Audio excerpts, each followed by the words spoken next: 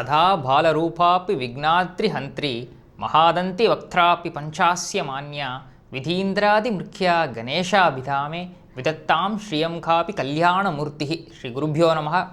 ஸ்ரீ கணேஷாய நம. விஷாக்கம் சர்வபூதானாம் சுவாமினம் கிருத்திகாசுதம் சதாபாலம் ஜட்டாதாரம் ஸ்கந்தம் வந்தே சிவாத்மஜம்.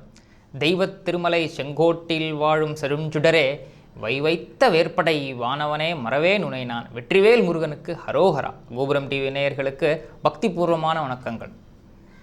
தமிழ் என்றாலே அழகு, தமிழ் என்றாலே அமுது. லோகங்களில் வேற எந்த மொழியிலும் இல்லாத ஒரு சிறப்பு, தனிச்சிறப்பு நம் தமிழ் மொழிக்கு உண்டு. அது என்னது? அந்த சாம்ப பரமேஸ்வர சுவாமியினுடைய உடுக்கையிலிருந்து தோன்றிய மொழி, உண்டான மொழி நம் தமிழ் மொழி. அந்த பரமேஸ்வரனுக்கு நாம் என்ன மரியாதை கொடுப்போமோ அதே மரியாதையை நாம் அன்னை தமிழுக்கும் கொடுக்க வேண்டும். சுவாமியையும் தமிழையும் என்றுமே பிரித்து பார்க்க முடியாது இல்லையா? பகவானே வந்து உரையாடின மொழி நம் தமிழ் மொழி.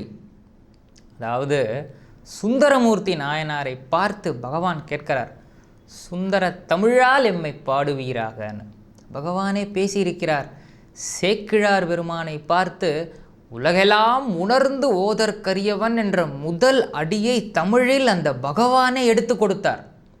அது மட்டுமா, ராமாயணத்தில் உள்ளது நவ வியாக்கரண பண்டிதரான ஆஞ்சநேய சுவாமி, ராம பக்தரான ஆஞ்சநேய சுவாமி தேனினும் இனிய மதுரமான மொழியில் உரையாடினார். அந்த மொழி தமிழ் மொழின்னு ராமாயணத்தில் இருக்கு. அது மட்டுமா, நம் குமரவிடங்க பெருமான் சுப்பிரமணிய சுவாமி திகட சக்கர செம்முகம் ஐந்துளான் அப்படின்னு முதல் அடியை கந்த புராணத்தில் கச்சியப்ப சிவாச்சாரியாருக்காக எடுத்து கொடுத்தார். இப்படி எவ்வளவோ பெருமைகள் நம் தமிழ் மொழிக்கு உண்டு. தமிழையும் தெய்வீகத்தையும் பிரித்து பார்க்கவே இயலாதுங்க. எப்படி உயிரற்ற உடலுக்கு அழகு வெளிப்படுவதில்லையோ அதே போல்தான் தமிழும் தெய்வீகமும். இரண்டையும் பிரித்து பார்த்தால் நம் தமிழ் மொழியின் அழகு நமக்கு தெரிய வராது இல்லையா? இப்போ எதுக்கு நாம் தமிழ் மொழியை பற்றி இவ்வளவு பார்க்கிறோம்? நம் அன்னை தமிழின் சிறப்புகளை சொல்லிண்டே இருந்தால் இன்னும் சொல்லிண்டே போகலாம். இத்தகைய தமிழ் மொழியினுள் சூக்ஷ்மமாக இருந்து, தெய்வமாக இருந்து, தமிழையும் வாழ வைத்து தமிழரையும் வாழ வைப்பவர்தான் முருகப்பெருமானான சுப்பிரமணிய சுவாமி. தமிழ் அந்த பரமேஸ்வரனாரிடத்திலிருந்து தோன்றியதுன்னு பார்த்தோம். முருகப்பெருமானும் அந்த பரமேஸ்வரனார் இடத்திலிருந்து தான் தோன்றினார் இல்லையா? ஆக இருவரையுமே பிரித்து பார்ப்பது என்பது இயலாத விஷயம்.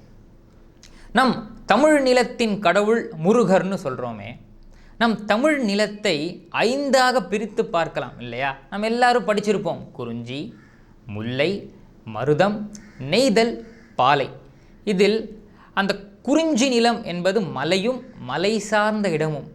இந்த குறிஞ்சி நிலத்தின் மலை சார்ந்த இடத்தின் மலைகளுக்கெல்லாம் இறைவன் முருகப்பெருமான் தான் அப்படின்னு நம் இலக்கியங்கள் எவ்வளவோ பகவானை பற்றி சொல்லியிருக்கு. நம் தமிழிலேயே எடுத்துட்டோம் என்றால் முருகப்பெருமானுக்கு முதலாக ஒரு ஆற்றுப்படையாக ஒரு நூலை நமக்கு கொடுத்தவர் தான் நக்கீரர் பெருமான், திருமுருகாற்றுப்படை. அந்த திருமுருகாற்றுப்படையில் சொல்லும் பொழுது பகவானை பற்றி நக்கீரர் சொல்கிறார், விண்போர் நெடுவரை குறிஞ்சி கிழவனே. அதாவது வானத்தை முட்டும் அளவிற்கு மலைகள் எங்கெல்லாம் உள்ளதோ அத்தனை மலைகளுக்கும் அரசன், அந்த மலைகளுக்கெல்லாம் தெய்வன் முருகப்பெருமான் தான்.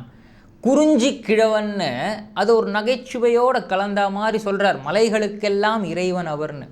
கந்தர் அலங்காரத்தில் அருணகிரிநாதரும் சொல்லியிருக்கார், குருந்தை குறிஞ்சி கிழவனே அப்படின்னு. மலைகளுக்கெல்லாம் முன்னோடி, மலைகளிலெல்லாம் முன்னோடியாக வீற்றிருக்கும் அந்த மலைகளின் அரசனே அப்படின்னு தொல்காப்பியரும் தொல்காப்பியத்தில் குறிஞ்சி கிழவனே முருகான்னு கூப்பிட்டுருக்கார். ஆக எங்கெல்லாம் மலைகள் உள்ளதோ மலைகளுக்கெல்லாம் மன்னவராக இருப்பவர் நம் முருகப்பெருமான். குன்றுகளிலெல்லாம் குமரன் வாழ்ந்து வருகிறார் என்றால் அது நிச்சயமான உண்மை, சற்றும் சந்தேகமே கிடையாது. எவர் ஒருவர் அழகு தமிழில் ஒரு முறை சரவணபவா என்று பகவானை கூப்பிடுகிறாரோ, சரம் போல் பின்னப்பட்ட கஷ்டங்கள் எவ்வளவு பெருசாக இருந்தாலும் சரி அனைத்துமே காணாமல் போகும் என்பதில் சற்றும் சந்தேகமே கிடையாது.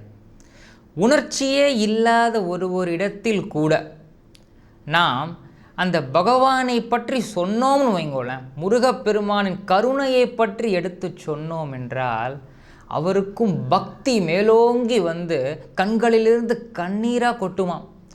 நமக்கு என்னங்க வந்தது, அந்த பரமேஸ்வரனுக்கே இது நிகழ்கிறதாம்.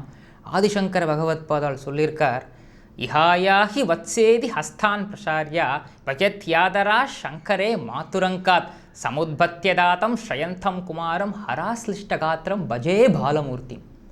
கண்ணை மூடிண்டு பகவான் உட்காண்டிருந்தாராம் பரமேஸ்வர சுவாமி. அப்படி கண்ணை திறந்து பார்த்தால் எதிர்க்க அம்பாள் இருந்தாலாம்.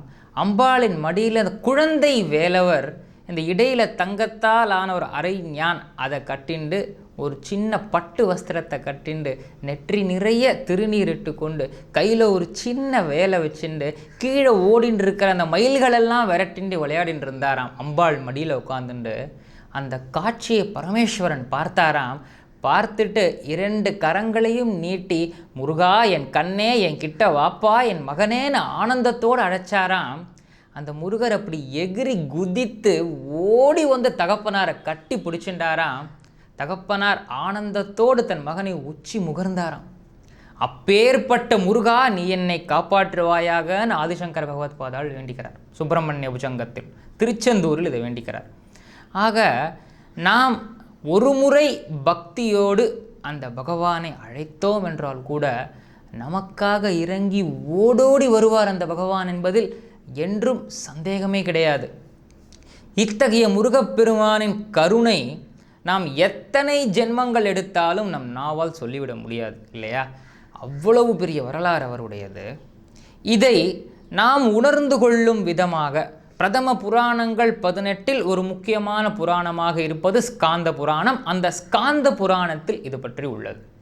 அதில் மிக குறிப்பாக சங்கர சம்ஹிதை என்ற பகுதியில் 6 காண்டங்கள் வரும். அந்த 6 காண்டங்களில் முதல் காண்டமாக இருப்பது சிவ ரகசிய காண்டம். இதுதான் மிக மிக முக்கியமான பகுதி. இந்த சிவ ரகசிய காண்டத்தின் தமிழாக்கம்தான் கச்சியப்ப சிவாச்சாரியார் சுவாமிகள் நமக்காக கொடுத்த கந்த புராணம். முருகப்பெருமான் எவ்வாறு அவதரிக்கிறார், எவ்வாறு அதர்மத்தை அழிக்கிறார், சூரபத்மனை எவ்வாறு வதைக்கிறார், தேவர்களை எவ்வாறு காக்கிறார், தர்மத்தை எப்படி நிலைநாட்டுகிறார் போன்ற பல முக்கியமான விஷயங்கள் இந்த கந்த புராணத்தில் உள்ளது. மிக மிக முக்கியமாக சஷ்டி விரதம், கார்த்திகை விரதம், வெள்ளிக்கிழமை விரதம், இந்த விரதங்களின் மகிமைகள், இதை நாம் செய்யும் பொழுது முருகப்பெருமான் நமக்காக எப்படி இறங்கி வந்து அருள் பாலிக்கிறார் என்ற அனைத்து விஷயங்களுமே இந்த ஸ்காந்த புராணத்தில் உள்ளது. இதை நாம் சுருக்கமாக சொல்லணும் என்றால், முசுகுந்த மகாராஜாவை பற்றி எல்லாருக்கும் தெரியும் இல்லையா? அவர் எவ்வளவு பெரிய சிவபக்தர், எவ்வளவு பெரிய பாக்யசாலினா, இந்திரலோகம் சென்று தியாகராஜ சுவாமியின் திருமூர்த்தியை எடுத்துண்டு பூலோகம் வந்து திருவாரூரில் அவரை பிரதிஷ்டை செய்து ஆராதனை செய்து வழிபட்டார். இன்று வரை யாரெல்லாம் திருவாரூர் போகிறோமோ, போகும் பாக்கியம் யாருக்கெல்லாம் இருக்கோ, அங்கே போய் கேட்டால் முசுகுந்த அர்ச்சனைன்னு ஒன்று நிகழும். முசுகுந்த மகாராஜா எப்படி அர்ச்சனை செய்தாரோ அதே அர்ச்சனை அங்கே நிகழும். அதுக்கு தான் முசுகுந்த அர்ச்சனைன்னு பேர். அப்பேற்பட்ட முசுகுந்த மகாராஜாவுக்கு ஒரு காலத்தில் ஒரு சந்தேகம், சிவபெருமானோட அருள் நமக்கு கிடைச்சாச்சு, ஆறுமுக கடவுளுடைய அருள் நமக்கு வேண்டுமே, ஈசனின் புத்திரனின் அருள் நமக்கு வேண்டுமே, அதற்கு என்ன செய்யறதுன்னு வேண்டிண்டு வசிஷ்ட முனிவர்கிட்ட போய் கேட்டாராம். அதற்கு வசிஷ்டர் என்ன சொன்னாராம், ஒவ்வொரு வெள்ளிக்கிழமையும் நீ முருகப்பெருமானை நோக்கி விரதம் இருந்தா என்றால் உனக்கு முருகப்பெருமானின் அருள் கிடைக்கும்னு சொல்கிறார்.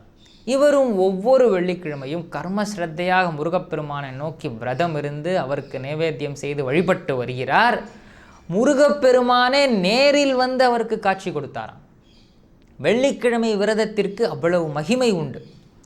பகீரத சக்கரவர்த்தியை பற்றி நமக்கு தெரியும் இல்லையா? ராமபிரானின் வம்சத்தில் வந்தவர் பகீரதன். அவருடைய முன்னோர்களுக்கு நல்ல கதி கிடைக்கணுமே என்பதற்காக சிவபெருமானை நோக்கி கடுமையாக தவம் இருந்து கங்காதேவியை பூலோகத்துக்கு எடுத்துட்டு வந்தார். அதனால்தான் நாம் ஏதாவது ஒரு டிஃபிகல்ட்டான ஒரு காரியம் பண்ணுறோம்னா பகீரத பிரயத்தனம்னு சொல்லுவோம். அப்பேற்பட்ட பகீரதனுக்கு ஒரு கஷ்டம். என்ன கஷ்டம் என்றால், தன்னுடைய நாட்டை கோரன்ங்கிற ஒரு ராட்சசன் பிடுங்கிண்டு போயிட்டான். இவரை விரட்டி விட்டுட்டான்.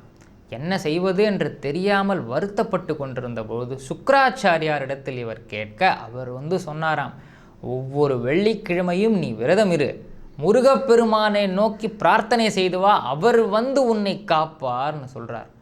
இவரும் வெள்ளிக்கிழமை விரதத்தை இருக்க ஆரம்பிக்கிறார்.